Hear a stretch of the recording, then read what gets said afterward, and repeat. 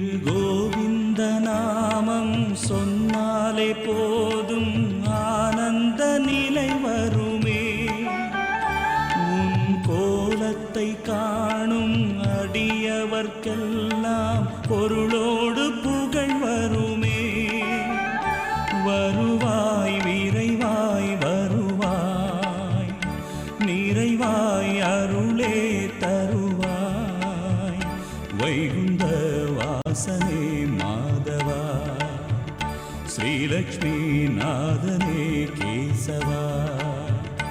திரு கோவிந்த நாமம் சொன்னாலே போதும் ஆனந்த நிலை வருமே.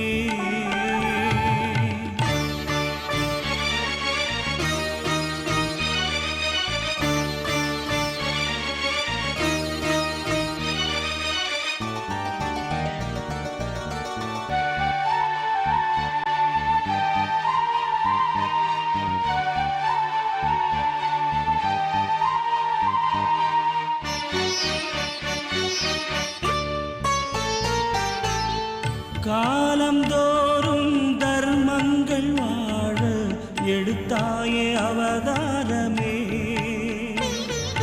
கல்கியாகவும் நீ இந்த நாளில் எடுப்பாயே அவதாரமே. கருணாமூர்த்தி நீயே, காக்கும் தெய்வம் நீயே. வைகுந்த வாசனே மாதவா, ஸ்ரீலக்ஷ்மி நாதனே கேசவா. திரு கோவிந்த நாமம் சொன்னாலே போதும் ஆனந்த நிலை வருமே.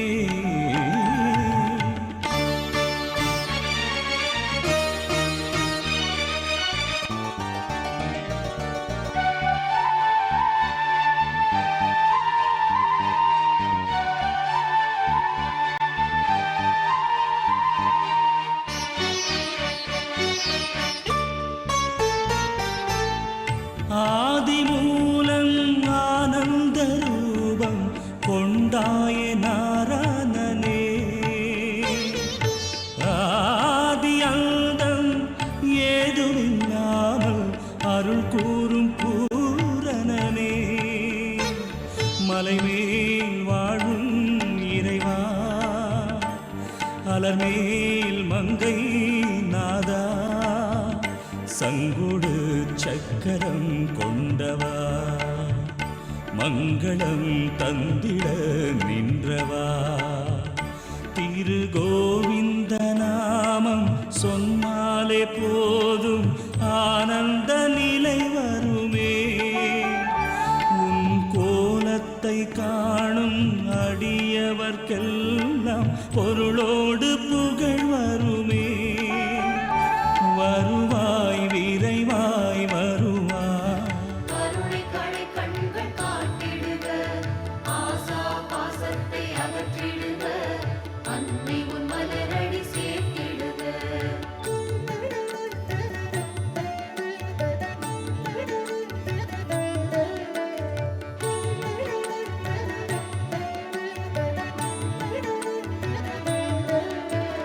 காஞ்சி என்றதும் காமாட்சி, கருணை அலைகளில் மிதந்திடலாம். காமகோடி பீடத்திலே ஆசிகள் பெற்றே உயர்ந்திடலாம். அம்மா அம்மா காமாட்சி, அண்டம் எல்லாம் உன்னாட்சி. ஆசைகள் அனைத்தும் நிறைவேற்றும் அம்மா நீதான் காமாட்சி. அறம் வளர்க்கும் செல்வி அவள், அன்பு மழையில் நனைந்திடலாம். நலம் யாவும் பெற்றிடலாம், நாயகி பாதம் பற்றிடலாம். குளிர குளிர தரிசனமே, அழகு அழகு அதிசயமே.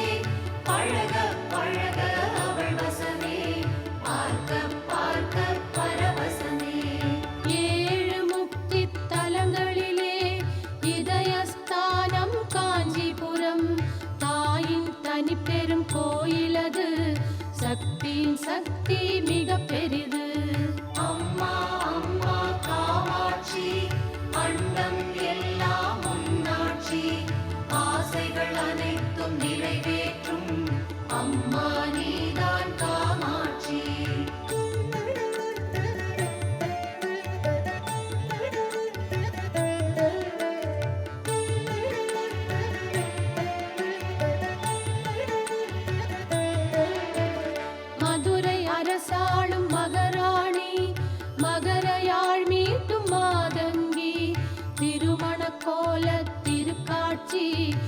சிவனையும் வென்ற மீனாட்சி.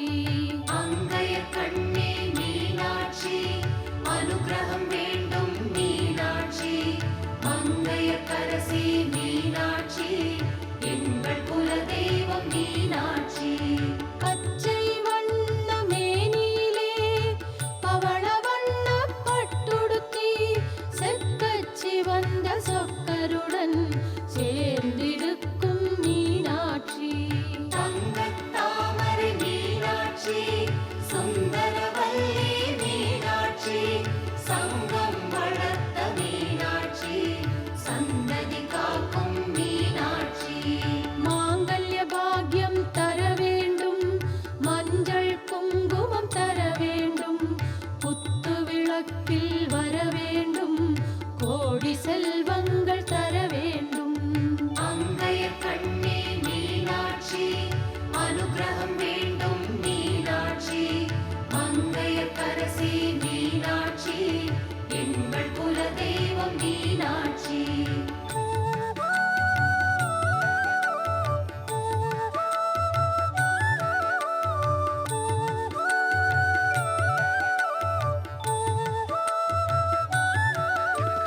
செந்தமிழ்நாட்டின் தென்முனையில் தன்னந்தனியாய் தவமிருக்கும் கன்னியாகுமரி அம்மாவுன் காலை தொட்டு வணங்குகிறோம். கன்னியாகுமரி அம்மாவே, காக்க வேண்டும் அம்மாவே. புத்தூர் என்ற பெயர் காரணம் இந்த ஆலயத்தில் சுற்றி பூர்வீக புத்துக்கள் அமைந்துள்ளதால் இந்த கோயிலுக்கு புத்தூர் என பெயர் பெற்றது.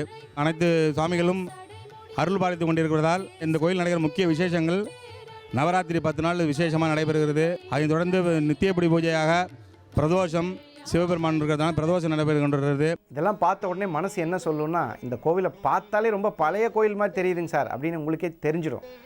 1903ஆம் ஆண்டுக்கு முற்பட்ட திருக்கோயில் என்று கருதப்படுகிறது.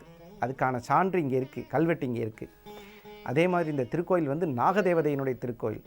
இந்த நாகதேவதையை யாரெல்லாம் வணங்கலாம் அப்படிங்கிறது ரொம்ப ரொம்ப முக்கியமான விஷயம். நிறைய பேருக்கு குலதெய்வமாக இருக்குது, நிறைய பேருக்கு அதிர்ஷ்ட தெய்வமாக இருக்குது, நிறைய பேருக்கு வாழ்க்கையை அடுத்து நகர்த்தி போகிற தெய்வமாக இருக்குது. ரொம்ப ரொம்ப முக்கியமான விஷயங்க. நாகதேவதையை வணங்குறதுனால கண்டிப்பாக தடைகள் உடையும், அதில் சந்தேகமே கிடையாது. நாகதேவதையை வணங்குறது பார்த்திங்கன்னா கடகராசி தான் வந்து நாகதேவதைக்கான இருக்கக்கூடிய இடம். ஆயில்ய நட்சத்திரம், அந்த நட்சத்திரத்தில் தான் தேவதை மனசை சந்தோஷமாக வச்சிருக்கவங்களுக்கு அந்த நட்சத்திரத்தில் தான் தேவதை குடியிருக்குதுங்க. அதாவது நவக்கிரக கட்டத்தில் காலபுருஷ தத்துவப்படி ஆயில்ய நட்சத்திரம் என்ற இடத்தில் புற்று இருக்குங்க. ஒரு புற்று இருக்கிற இடத்துக்கு பேர் கடகராசிங்க. அந்த கடகராசி நேயர்கள் எப்பயுமே புத்து கோயிலுக்கு போகிறதோ, புத்துக்களை கும்பிடுறதுனாலையோ, புத்துவில் இருக்கக்கூடிய நாகதேவதையை வணங்குறதுனாலையோ அதிகப்படியான முன்னேற்றத்திற்கு தானே உந்தி தள்ளிவிடும் பிரபஞ்ச சக்தி, நவக்கிரக சக்தி, நாகசக்தி கண்டிப்பாக உங்களை அடுத்த நிலைக்கு தள்ளி செல்வதில் கடகராசி மிகவும் முக்கியமானதாக கருதப்படுகிறது. இப்போது இவ்வளவு விஷயங்களை தெரிஞ்ச உடனே மனசு எதுக்காக ஏங்கும்? அதுவும் இந்த நன்னாளில் அருள்மிகு திரௌபதி அம்மனுக்கான ஒரு அருமையான அபிஷேகம். சிறிய இடைவேளைக்கு